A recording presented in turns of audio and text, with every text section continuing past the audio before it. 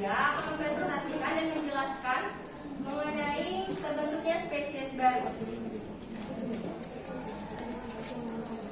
Nah, di sini terbentuknya spesies baru itu merupakan suatu mekanisme evolusi. Nah, mekanisme evolusi ini adalah perubahan sedikit demi sedikit yang dari makhluk hidup yang sederhana menjadi makhluk hidup yang lebih kompleks. Spesiasi ini adalah proses perubahan dari spesies menjadi membentuk spesies baru.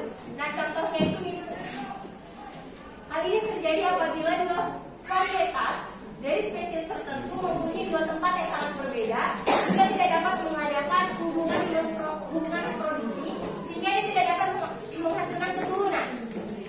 Nah, di sini ada skema terbentuknya spesies baru. Yang pertama itu kita bilang ada suatu spesies tertentu ya.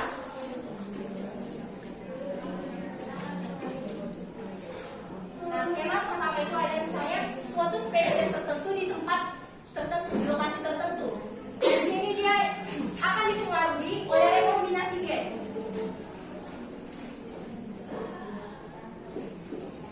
Selama dia tinggal di habitatnya ini, dia dipengaruhi oleh rekombinasi gen dan juga mutasi germinal.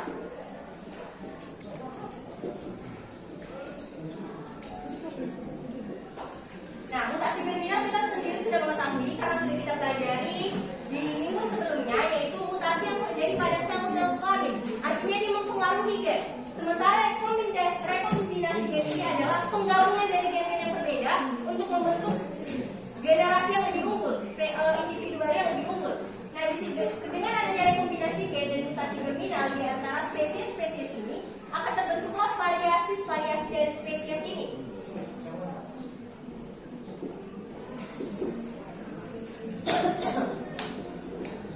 Nah, di kolom kedua itu ada variasi-variasi spesies.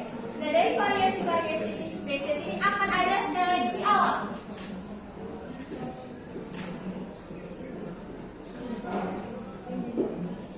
Nah, kita tadi sudah mendengarkan kan apa dari seleksi alam itu dia menyeleksi atau memilih makhluk hidup yang pantas untuk bertahan hidup. Jika dia tidak lolos dari seleksi alam atau makhluk hidup ini tidak mampu untuk beradaptasi dengan lingkungannya, kita buat di sini kan ada panah dua. Dari variasi-variasi spesies ini telah terjadi seleksi alam. Nah, ada variasi spesies yang tidak adaptif, artinya ini dia tidak mampu beradaptasi.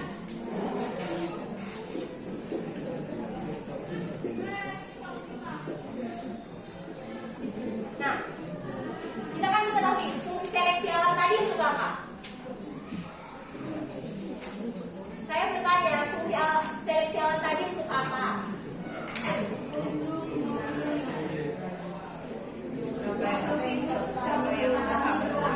Nah, yang mampu bertahan hidup ini makhluk hidup yang seperti apa? Beradaptasi. Nah, makhluk hidup yang mampu beradaptasi.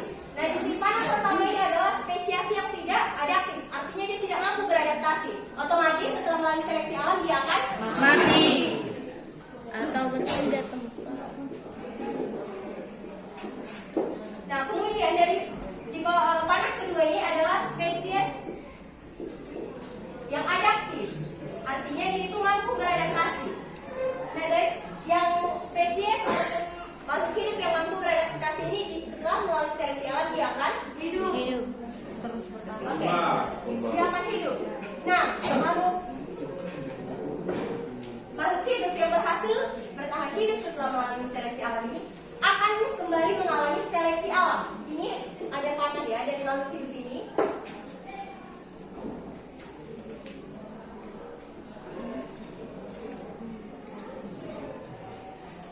Nah, di sini ada dua yang mempengaruhi makhluk hidup ini. Yang pertama itu adalah seleksi alam lagi. Karena kita sendiri mengetahui seleksi alam ini terjadi setiap saat. Jadi bisa saja yang makhluk hidup yang tidak mampu beradaptasi ya pasti akan mati. Nah, kemudian di sini dipengaruhi juga dengan isolasi. Isolasi inilah yang menjadi kunci utama dari terbentuknya spesies baru atau spesiasi. Ada yang mengetahui apa itu isolasi?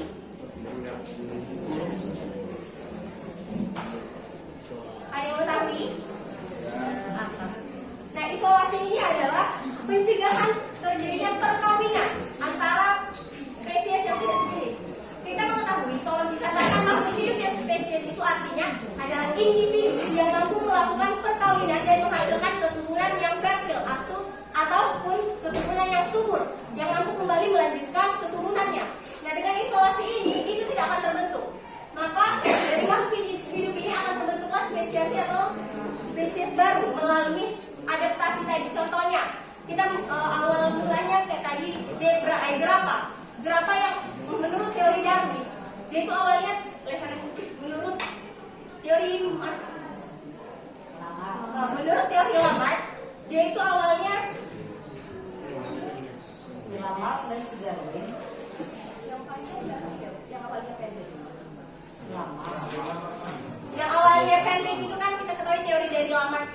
yang dikatakan dia melakukan adaptasi.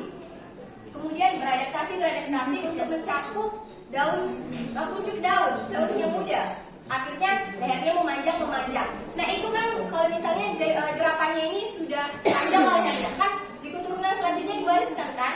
Nah untuk spesies baru ini dia juga akan melakukan adaptasi dari seleksi alam ini. Dia akan membentuk individu baru yang mungkin diwariskan atau tidak diwariskan.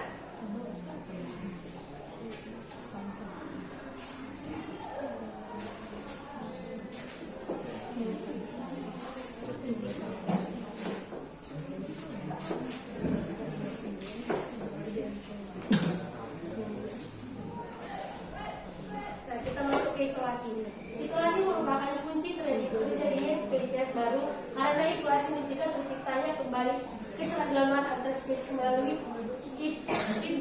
hibridisasi. Ada dua macam isolasi, yaitu yang pertama isolasi geografi yang dipisahkan oleh tempat. Yang kedua isolasi reproduksi yang terjadi melalui yang pertama isolasi ekologi, isolasi musim, isolasi mikroaku, isolasi mekanik, dan isolasi gamet.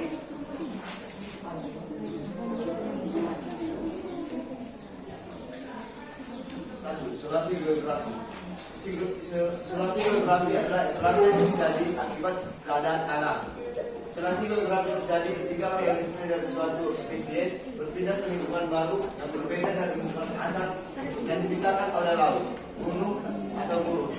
Di lingkungan baru ini, organisme akan berisolasi dan membentuk populasi untuk adaptasi. Ini mengarah pada pembentukan spesies baru.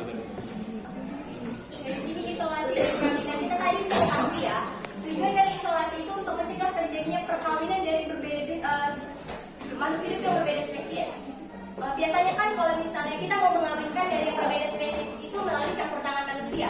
Dari sini kita itu membahas mengenai campur tangan alam yang alami gitu ya. Jadi di sini dibilang isolasi geografi berarti berdasarkan keadaan alamnya, perbedaan lingkungan hidupnya. Tapi ini geografi artinya cakupannya luas. Contohnya ada makhluk hidup. Kayak di sini bisa lihat di gambar 9.12. Strip accidentalis Coronia dan Occidentalis Lucida terpisah secara geografis dengan ekosistem dan iklim yang berbeda.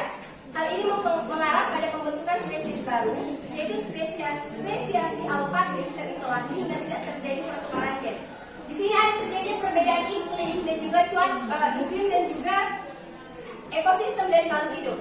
Secara geografi, contohnya ini ada makhluk hidup yang biasanya habitat aslinya itu di benua Asia. Benua Asia itu kan umumnya panas ya. Kemudian ada makhluk hidup yang dia ini misalnya sama-sama ovovivipar gitu lah, misalnya bisa melahirkan, bisa juga bertelur. Ada yang juga di benua, misalnya ada di benua Eropa kan ekosistemnya itu cenderung dingin ya. Kalau kita misalnya dari alam secara geografis, isolasi geografis itu mereka tidak akan bisa melakukan perkawinan. Jikapun bisa, itu harus menggunakan campur tangan manusia seperti yang saya katakan tadi. Jadi dengan perbedaan letak geografis ini, perbedaan ekosistem, lingkungan, kalau misalnya kita gabungkan lah, yang tadi yang dari benua Eropa kita datangkan ke benua Asia, kan terdapat perbedaan. Nah, jika misalnya di makhluk hidup yang dari benua Eropa yang tidak mampu beradaptasi, otomatis dia akan mati. Kalaupun dia mampu beradaptasi, dia tidak akan bisa melakukan perkawinan dengan spesies yang ada di benua Asia ini. Dia akan membentuk spesies baru. Disitulah kegunaan isolasi geografi ini dalam pembentukan spesies baru.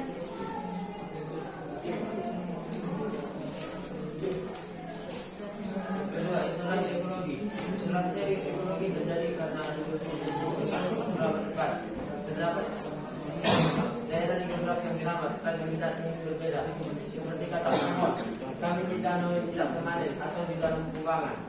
Dan kedua, kata banteng ini berada di badan air permanen yang lebih besar. Seperti contoh gambar 9.13, spesies yang hidup di wilayah yang sama namun memiliki habitat yang berbeda dari dalam tersebut. Nah, harusnya apa bedanya geografi dengan ekologi? Sama-sama lingkungan. Dan ekologi sama-sama lingkungannya berbeda. Lalu apa bedanya? Kenapa harus dibedakan antara ekologi dan geografi?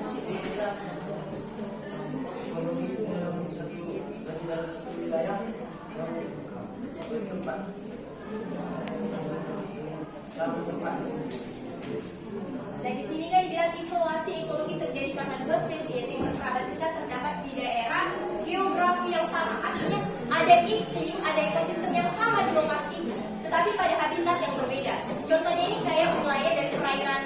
sungai ya. Kan di sungai itu ada langsung perairannya, di tepi sungai, di daratan dekat sungai. Itu di sini yang membedakan ekologi dan juga geografis.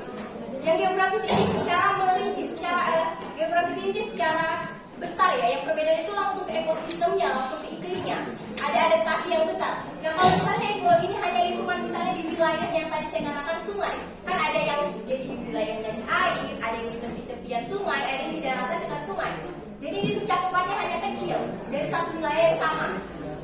Nah jadi contohnya ini kayak dikatakan kata pohon kawin di danau yang tidak permanen atau kubangan, yaitu di kubangan itu lumpur-lumpur kecil di situ kan. Baru dikatakan sedangkan kata banteng kawin di danau atau badan air permanen yang lebih besar, artinya dia membutuhkan lebih banyak air. Sementara yang kata pohon ini dia hanya membutuhkan habitat yang lebih mungkin dia sebenarnya bukan kering ya tapi lembab. Sementara yang kata banteng ini dia akan beradaptasi, akan mampu bertahan hidup, mampu beradaptasi, kemudian mampu menghasilkan keturunan untuk bereproduksi dengan katakan air permanen atau air yang lebih besar. Artinya keadaan yang basah, berair gitu. Jadi kalau misalnya ada kata pohon kan, kita pindahkanlah kata pohon ini ke tempat yang berair gitu, bukan lembab, tapi airnya itu pasokan airnya itu banyak. Otomatis dia tidak akan bereproduksi. Dia akan menghasilkan keturunan baru dengan beradaptasi tadi. Jika tidak mampu beradaptasi, otomatis. Baik, jadi saya luruskan ya. Di sini kan ada kata perhatikan yang lain supaya karena nanti jangan lewat tulisan. Isolasi, bahasa Jermannya dilakban. Kenapa dilakbanin? Kenapa diisolasi? Nah, dari situ aja kita bawa. Berarti ada pembatas. Pembatas itu berarti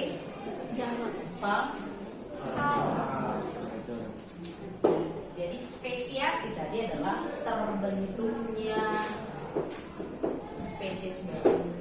Terbentuknya spesies baru itu bisa terjadi karena adanya isolasi, pembatas. Isolasinya jadi macam-macam.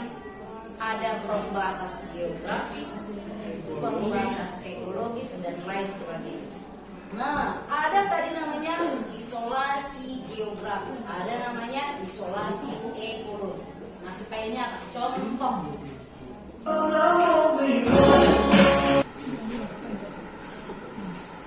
Ini berarti penghalang, pembatas karena adanya keadaan alam.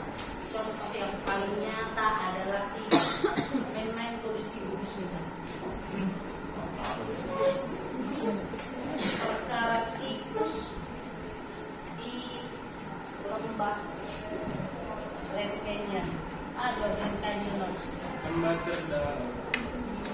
terdalam di dunia.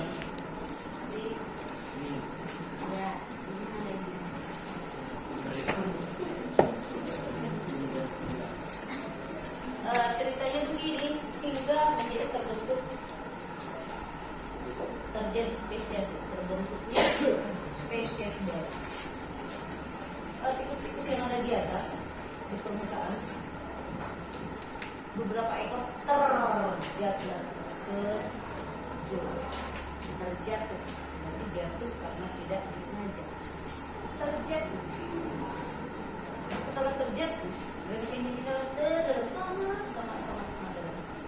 Maka di dasar lembah itu cahaya kurang, suhu juga menjadi sangat tinggi. Beberapa ekor tikus yang terjatuh di sana berkembang biak dan akhirnya menjadi banyak. Lalu ada peneliti mengamati, ternyata di lembah itu ada tikus. Oh, lembah ini bagus. Ada tikus di lalu tikus itu diambil, diangkat ke permukaan dan dikawinkan dengan tikus yang ada di permukaan. Dikawinkan. Oke, supaya jelas terjadinya penghalang secara geografis. Apa yang terjadi? Gak mau kawin. Kenapa nggak mau kawin? Tikus yang dari dasar rengkanya diangkat ke permukaan, dikawinkan dengan tikus yang ada di permukaan, nggak mau kawin. Kenapa nggak mau kawin? Tikus yang di dasar rengkanya menyatakan,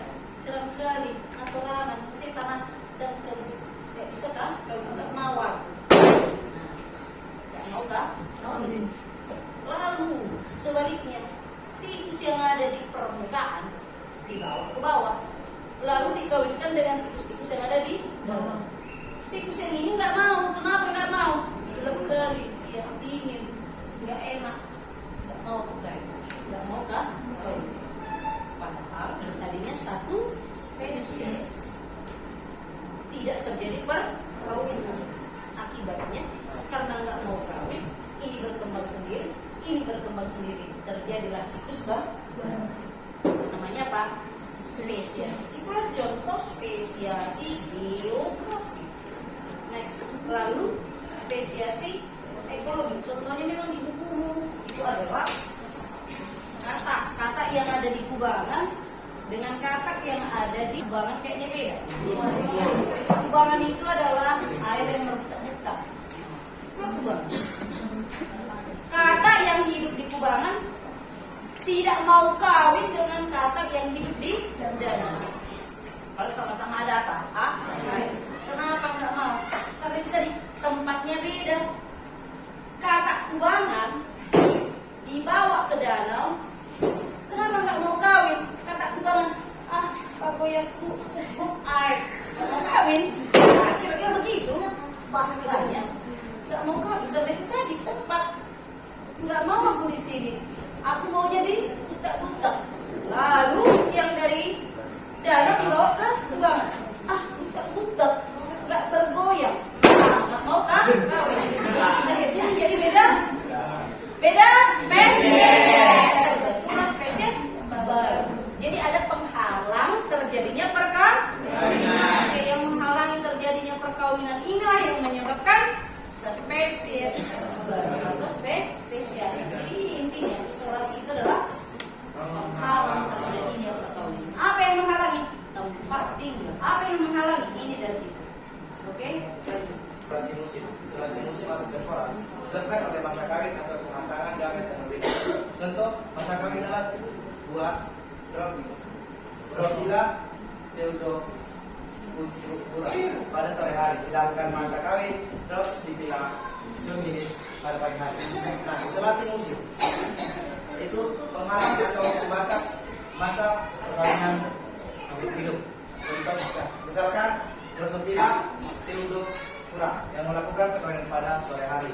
Nah, jika dia melakukan perkawinan pada sore hari dan pada pagi dan siang hari dia melakukan adaptasi atau mencari makan. Sedangkan Drosophila pseudominis melakukan perkawinan pada pagi hari dan pada siang dan sore hari dia bakal mencari makan. Dan di sini kan sampai kapanpun mereka tidak pernah berjumpa atau melakukan perkawinan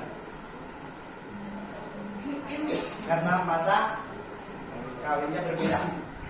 Nah, tadi sama seperti yang dijelaskan ibu pembimbing kita. Contohnya di sini ya, Drosophila pseudopuscura. Dia itu kan masa kawinnya itu pada sore hari. Jadi dia hanya mau melakukan perkawinan itu hanya di sore hari dan sore hari.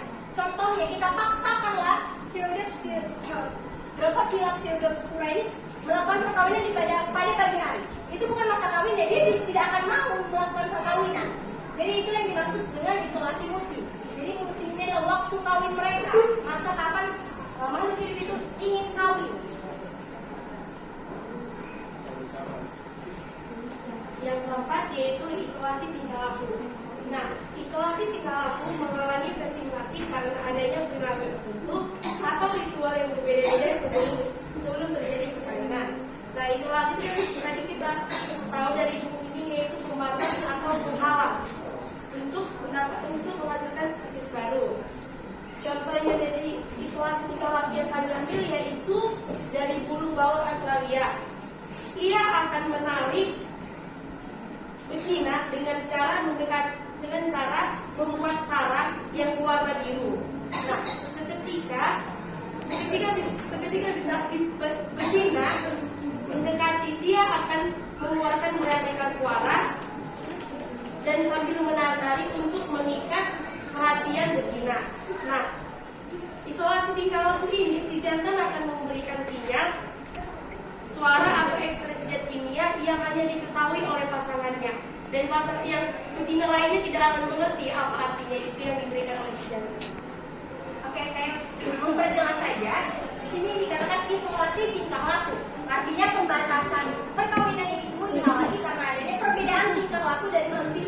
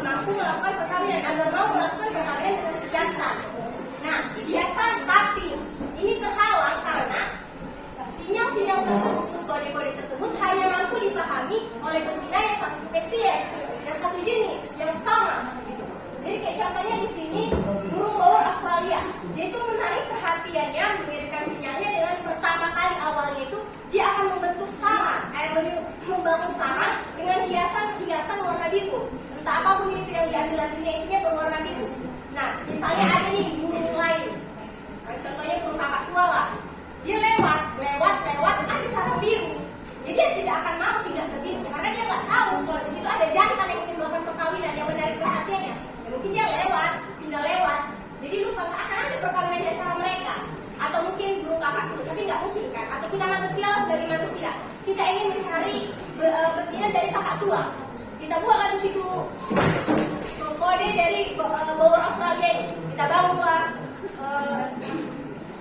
sarang-sarang dengan pernak-perniknya, kita batu, kita cek warna biru, kita apa?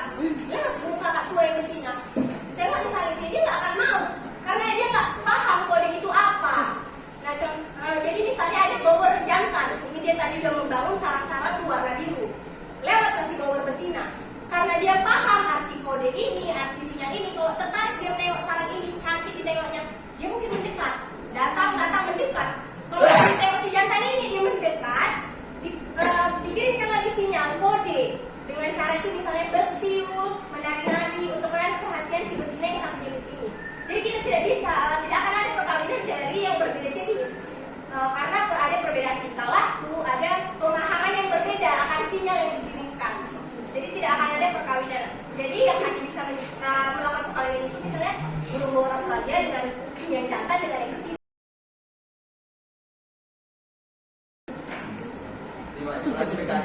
Isolasi mekanis menghalangi perkawinan akibat struktur yang berbeda. Perbedaan morfologi atau anatomi membuat spesies yang berbeda tidak dapat kawin.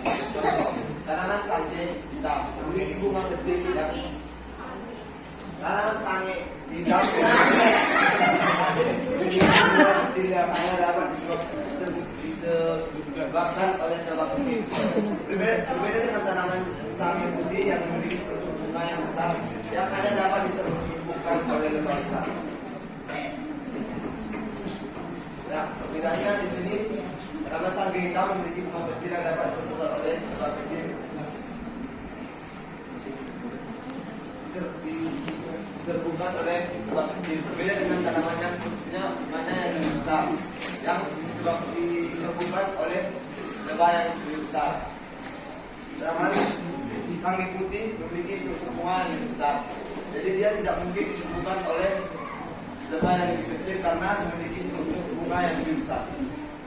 Baik, ini sebagai nyata. Contohnya ada nggak di dalam buku pun nggak apa-apa sebenarnya. Sama-samaan. Sama-sama unik, tapi menjadi berbeda spesies. Mengapa? Mari kita sebut bukti satu spesies jika kawin menghasilkan keturunan yang fertil. Itulah bukti satu spesies. Ini cuma mau kawin. Kalaupun dipaksa kawin, apa kata Chihuahua membelgenai? Apa kata si bulldog bagian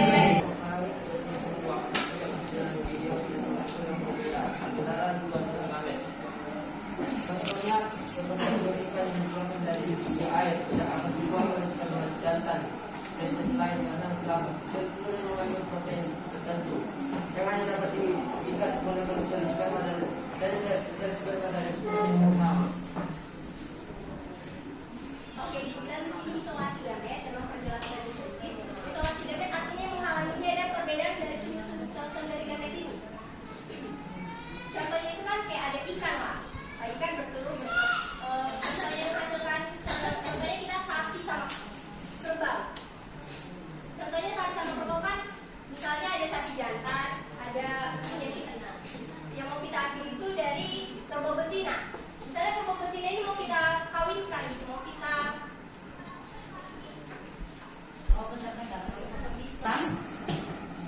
semua ikan betina biasanya menepi bertolong.